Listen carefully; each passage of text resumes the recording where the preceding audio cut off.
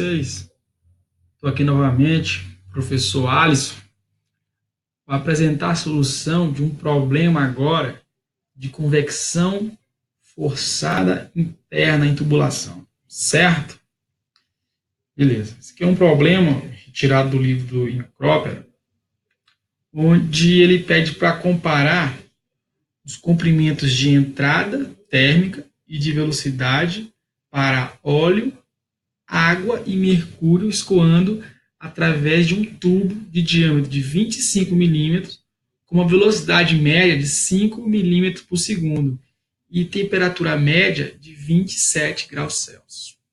Bom, o objetivo desse exercício, lá no livro, é fazer o aluno entender melhor essa questão de comprimento de entrada, tanto o térmico quanto o fluido dinâmico.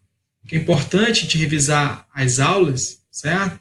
Teóricas, que diz que o comprimento de entrada caracteriza exatamente a distância da tubulação, onde os perfis, tanto de velocidade quanto de temperatura, ainda estão variando, certo? Ao longo do escoamento. No caso, seria ao longo de X. Então, o que acontece? É importante caracterizar esses comprimentos de entrada, porque na hora de solucionar, por exemplo, a parte de convecção de calor, você tem soluções distintas na hora de analisar o que acontece na região de entrada e o que acontece na região já desenvolvida de temperatura. Então, essa questão a gente vai tentar, esclarecer aqui um pouco sobre essas relações desses comprimentos com as variações das propriedades do fluido e do parâmetro de velocidade média. Beleza? Então vamos à solução do problema. Bom, para determinar os comprimentos de entrada, é necessário primeiramente conhecer o regime de escoamento do teu fluido. Nesse caso, o problema vai pedir para você analisar escoamento acontecendo de maneira distinta com 3 tipos de fluidos: óleo, depois analisar a água escoando, depois analisar o mercúrio. O Reynolds vai ser calculado da seguinte forma: velocidade média, diâmetro hidráulico, que nesse caso, por ser tubulação circular, a ser considerada vai ser o próprio diâmetro da tubulação, sobre a viscosidade cinemática. Se o Reynolds der menor que 2.300, vamos considerar o regime como sendo laminar.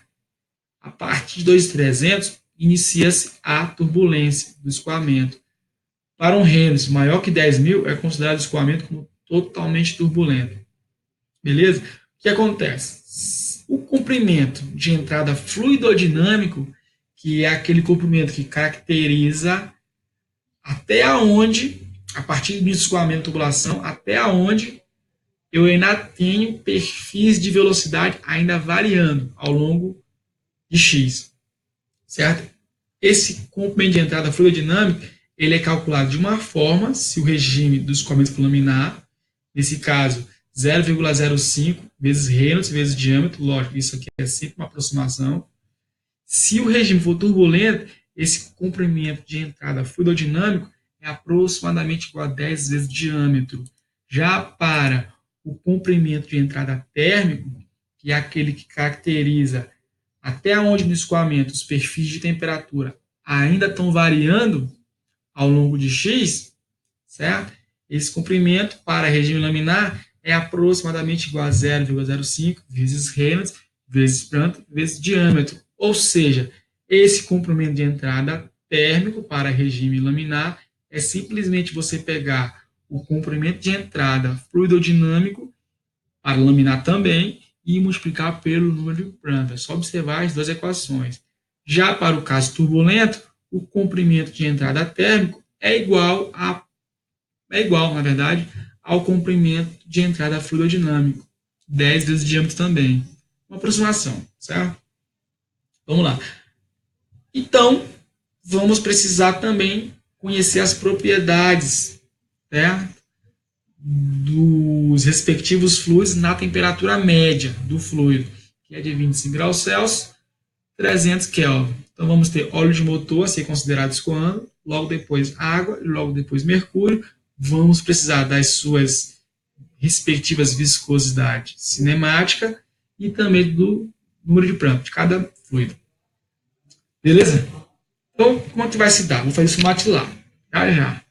Nós vamos precisar primeiro ter as propriedades dos fluidos necessárias, calcular o número de Reynolds, encontrar se nós estamos lidando com regime laminal turbulento e, a partir daí, escolher as equações corretas para cálculo de comprimento de entrada fluido dinâmico e comprimento de entrada térmica. O que acontece? No exercício, como proposto, ele pede para você analisar o escoamento a 5 milímetros por segundo. Eu vou aqui usar mais e fazer uma análise ainda variando essa velocidade. Vamos fazer aqui, no meio termo, variando a velocidade de 1 até 10 milímetros por segundo. Certo? A gente vai ter até mais resposta do que o exercício pede. Vamos lá, então? Tentar aqui, apresentar aqui o MATLAB novamente. Uma versão aqui bem antiga, mas dá para usar. Vamos lá. Primeira coisa, vamos informar o nosso perfil de velocidade que a gente quer analisar. Então, vamos analisar as velocidades de 1 até 10 milímetros por segundo. Tá ok? Beleza. Vou chamar de Vzinho. O que mais a gente vai precisar? Calcular Reynolds primeiro. Para calcular Reynolds, precisamos do diâmetro da tubulação. O diâmetro é de 25, 10 a menos 3 metros, ou seja, 25 milímetros. Certo. Depois, precisamos das viscosidades cinemáticas para cada fluido. Então, vamos inserir a viscosidade cinemática como sendo o μ do óleo. Lá na tabela que eu coloquei, 550, 10 a menos 6 metro quadrado por segundo. Precisamos também da viscosidade cinemática da água, certo? 0,858 10 a menos 6 metro quadrado por segundo, e também da viscosidade cinemática do mercúrio, 0,103 10 a menos 6 metro quadrado por segundo. O que mais precisa? Calcular Reynolds. Então vamos calcular Reynolds, certo? Que vai ser um vetor de Reynolds, porque a gente vai usar um vetor de velocidade. Vamos calcular para o óleo. Atenção que é o seguinte, o vetor de velocidade eu vou considerar que é de 1 até 10 milímetros por segundo. Na hora de calcular Reynolds, tem que colocar todas as informações no SI. Então, velocidade em metro por segundo. Então, vou pegar o vetor de velocidade e multiplicar ele por 10 a menos 3, para que essa velocidade, dentro do cálculo de Reynolds, fique em metro por segundo. Então, Reynolds está aqui, velocidade em metro por segundo, vezes o diâmetro, sobre a viscosidade cinemática do óleo. Isso para encontrar o Reynolds do óleo. Vamos encontrar o Reynolds da água, certo? O escoamento de água. Então, só troquei só a viscosidade no denominador. E vamos calcular Reynolds para o mercúrio. Também só vai mudar a viscosidade cinemática no denominador. Calculamos o Reynolds. O que é que tem que fazer agora? Tem que saber se o regime de escoamento é laminal ou turbulento. E como a gente fez um trabalhinho aqui a mais, que foi de variar a velocidade, a gente tem que analisar ponto a ponto. A velocidade de 1 milímetro por segundo, regime laminal ou turbulento, para de 2 milímetros por segundo e até de 10 milímetros por segundo. O regime é sempre laminar ou vai ter uma hora, por conta do aumento de velocidade, que tende a fazer o regime ser cada vez mais, turbulento? Vamos ver se vai de fato ser turbulento. Então, a minha proposta aqui é de apresentar uma figura que vai plotar os números de Reynolds no eixo X e a variação de velocidade no eixo Y para cada fluido: óleo, água e mercúrio. A gente vai ver, nós iremos observar se os regimes vão dar sempre laminal ou vai ter algum regime turbulento. Vamos plotar, E observa exatamente isso daqui. Deixa eu só colocar informações para deixar o gráfico um pouco mais interessante. certo? Vamos lá. O que nós observamos nesse gráfico aqui, deixa eu só fazer mais uma coisinha aqui. Vamos lá. O que você observa? Você observa que a variação da velocidade e os respectivos números de Reynolds para o escoamento de óleo, água e mercúrio, certo? O óleo é esse azul. Então, o que você percebe? Você aumenta a velocidade de 1, certo? Até 10 mil por segundo. O número de Reynolds, muito baixo, devido à alta viscosidade da água, certo? Quanto maior a viscosidade, e para o óleo a viscosidade é bem alta em relação a outros fluidos, o número de Reynolds bem baixo, fazendo com que o escoamento seja laminar sempre. Então você percebe aqui que os números de Reynolds estão baixíssimos, o que vai caracterizar regime laminar. Quando o escoamento é de água, os números de Reynolds começam a ficar um pouquinho maior, mas também são relativamente baixos. Não passa aqui de 500 de Reynolds. Já para o mercúrio, que é um fluido com pouca viscosidade cinemática, os números de Reynolds eles já são bem elevados. Olha só, à medida que a gente vai aumentando a velocidade do escoamento, os números de Reynolds crescem de maneira bem interessante. Chegando aqui, ó, quando a gente tem uma velocidade de 10 milímetros por segundo, o número de Reynolds chega aqui a um valor, vamos ver, de 2.212. Mas, ainda bem que não se tornou turbulento.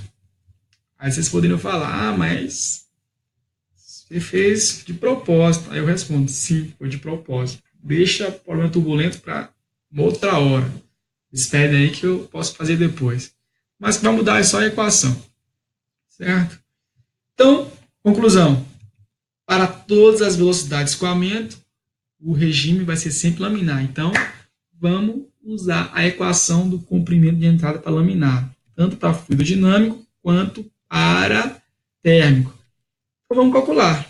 Comprimento de entrada fluidodinâmico, LF, em regime laminar, quando eu tenho problema com escoamento de óleo. A equação é 0,05 vezes o Reynolds do óleo, que é um vetor, vezes o diâmetro. Pronto, calcula. Comprimento de entrada fluidodinâmico, certo? Para regime laminar, quando eu tenho a água escoando. A equação é a mesma, só vai mudar só o número de Reynolds. É o da água. Enter. Não esqueci, saiu impresso. Não tem problema. O que aconteceu aqui? Ah, fiz besteira. Entra aí, deixa eu fazer de novo. Pronto. Deu certo agora. Aqui eu imprimi sem querer os números de Reynolds. Não tem problema. Bom que você vê mais coisas. Calculou o comando de entrada, fluido dinâmico da água. Vamos fazer o do mercúrio. Está aqui. O mercúrio está aqui. Só troquei na fórmula o Reynolds do mercúrio. Enter. Agora calcular o comprimento de entrada térmico para cada fluido também escoando. Só que para isso a gente precisa dos números de Prandtl. Então vamos falar quem que é o número de Prandtl do óleo, que é 6.400. Para a água, que é 5,83. E para o mercúrio, que é 0,0248. Isso mesmo. Embaixo, né? Bastante. Uma difusividade térmica muito alta. O que a gente faz agora? Calculo o comprimento de entrada térmico. Para o óleo, então LT, comprimento de entrada térmico, para regime laminar, quando escoa óleo. Como é que calcula isso? É você pegar o comprimento de entrada fluidodinâmico do óleo, para regime laminar, e multiplicar pelo seu respectivo número de Prandtl. Eu falei isso antes, né? Fazendo para a água é a mesma coisa, certo? Comprimento de entrada térmico para a água, só vai trocar o número de Prandtl aqui, e também usar o seu respectivo comprimento fluidodinâmico de entrada.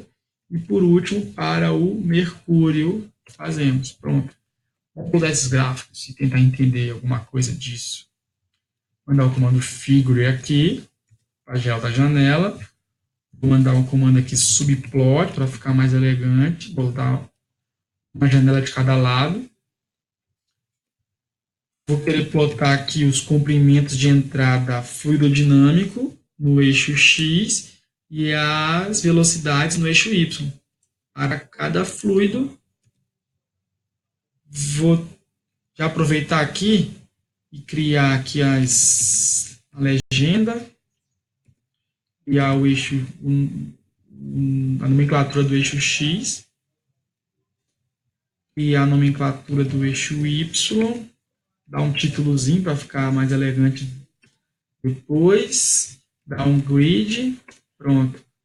Botar logo depois, do lado, o gráfico dos comprimentos de entrada térmico. Aqui, ó, tanto para laminar do óleo, da água e do mercúrio. Plota, também vou criar a legenda para ele. Vou criar um nome para o eixo X. Vou criar um nome para o eixo Y. Vou pegar aqui que está faltando, dar um título. Análise térmica e mais um grid, está faltando? Grid. Beleza, vamos ver o que apareceu lá. Aqui, ó, beleza, bonitinho, deixa eu só dar mais uma arrumadinha aqui. Bonito. Pronto. E agora, José? Vamos entender um pouco isso aqui. Ó, do lado esquerdo é a análise fluidodinâmica. Diz respeito aos perfis de velocidade no escoamento. O que acontece? Nós temos resultados para escoamento do óleo, que é azul, água verde, mercúrio vermelho. Qual é a conclusão? Pessoal, no eixo Y é a variação da velocidade de escoamento, de 1 até 10 milímetros por segundo. No eixo X é como que ocorre a variação do comprimento de entrada fluidodinâmico, ou seja, quanto de comprimento eu preciso na tubulação para desenvolver completamente o perfil de velocidade. Para o óleo, eu preciso de pouquíssimo comprimento, certo? Se eu der um zoom aqui para o óleo, você vai ver, é pouca coisa demais, vou dar aqui um pontinho aqui para olhar, vou nem falar, 0,000, vou nem falar. Lógico, a velocidade está bem baixa, certo? O problema é esse. O problema aqui, o objetivo é comparar, certo? Esses três tipos de fluido. Os valores em si é o que menos importa. E o que importa é perceber que, comparado com os outros fluidos, o óleo, por ser muito viscoso, ele vai ter o seu perfil de velocidade desenvolvido em pouco espaço na tubulação, certo? Em poucos centímetros já vou ter já meu perfil de velocidade desenvolvido, quando eu tenho esse escoamento de óleo com esses parâmetros, certo? Do exercício. Quando eu tenho escoamento de água, aí eu já necessito de um pouco mais de comprimento para desenvolver o meu perfil de velocidade, certo? Chegar aqui, ó, quando a velocidade é 10 milímetros por segundo, eu preciso de 36 centímetros de tubulação. Agora, quando o escoamento é de mercúrio, por ser um fluido pouquíssimo viscoso, certo? Então ele necessita de mais comprimento dentro da tubulação para ter o seu perfil de velocidade totalmente desenvolvido. E a partir desse ponto, ele não mais varia ao longo de X. Então você percebe aqui que a resposta, por exemplo, do exercício original, que pede as informações para 5 milímetros por segundo, o comprimento de entrada fluidodinâmico para escoamento com mercúrio é de 1,383 metros, certo? Quando é o de água, é de 0,18 metros. De óleo não vou nem falar, certo? Muito pouco. Vamos então para o gráfico da direita. Vou jogar minha cara para cá. O gráfico da direita mostra as variações dos comprimentos de entrada térmico junto com a variação de velocidade do escoamento. Você percebe que a menor variação com meio de entrada ocorreu para o mercúrio. Por quê? Porque o mercúrio dos três fluidos aí, ele é o fluido que tem a maior difusividade térmica, ele é o fluido que, por isso, ele vai ter o menor número de Prandtl. Por isso, ele vai ter o seu perfil de temperatura desenvolvido num espacinho bem curto dentro da tubulação. Então, rapidamente, dentro da tubulação, o mercúrio, quando está escoando, nesse caso aí, certo? O problema, ele vai ter o seu perfil de temperatura desenvolvido. Por isso que o seu comprimento de entrada é bem baixo. Quando o escoamento é de água, aí já leva aqui a necessidade de ter um pouco mais de paciência para o perfil de temperatura desenvolver, porque o comprimento de entrada já se torna um pouquinho maior. Beleza? Para o óleo, maior ainda. Certo? Maior ainda, porque o número de Prandtl do óleo é 6.400. Por que vocês acham que esse número de Prandtl é alto? Porque a difusividade térmica dele não é grande coisa, não. Certo? Não é grande coisa. Então, para ele ter o seu perfil de temperatura desenvolvido, aí leva um pouquinho mais de paciência. Ele tem que escoar por um pouco mais de tubulação para que as temperaturas se ajustem, né? E o perfil das temperaturas passem a não mais variar ao longo de X. Não estou aqui dizendo que os perfis de temperatura e de velocidade são constantes, não. Estou falando que eles não mais vão ficar variando ao longo de X. Bom, eu vou parar por aqui, esse vídeo já está ficando grande. Espero que eu tenha ajudado vocês a entender um pouquinho mais sobre essas teorias. Vocês precisam ler, certo? Mais os livros que falam sobre o comprimento de entrada, a camada limite, porque é uma teoria que não é tão fácil assim de ser assimilada. Estou aqui para tirar qualquer dúvida. Abraço para vocês. Tchau, até a próxima.